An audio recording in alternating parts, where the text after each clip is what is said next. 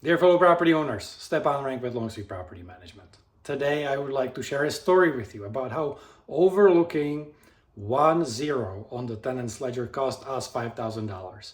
And I hope that by sharing the story, we will help you from not making the same mistake in the future. We certainly took our lessons, and here's the situation. So we onboarded a property with a tenant already living there. They already had a balance, they were late on rent, the owner needed help with that situation.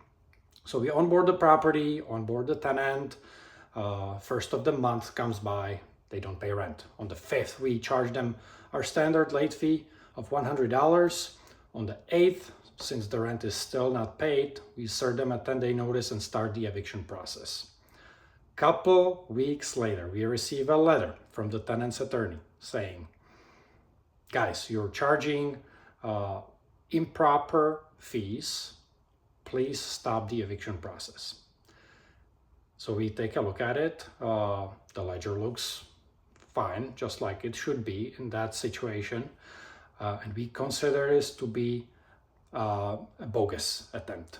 We thought it was one of those legal shield standard letters that attorneys send, and we disregarded it.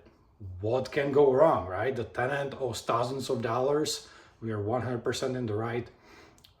This is black and white.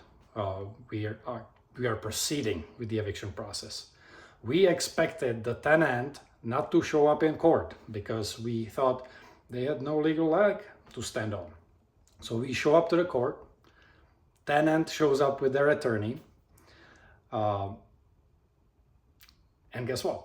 We lose because we were charging $100 late fee to the tenant instead of $10 late fee that was specified in the rental agreement. We overlooked that 1-0 when we were setting up the tenancy in our system. Ultimately, for that one mistake, despite the tenant owing thousands of dollars in rent, the judge rules that we are in the wrong. We have to start a new eviction process for non-payment of rent. The tenant got awarded reasonable attorney fees, which, as you probably know by now, cost us $5,000. We had to pay for the attorney of the tenant, and the tenant themselves got a couple more months staying at the property. We're certainly not gonna make the same mistake again, and I hope this helps you and brings you some valuable information. If you have any questions or need help, please feel free to reach out to us. Best of luck.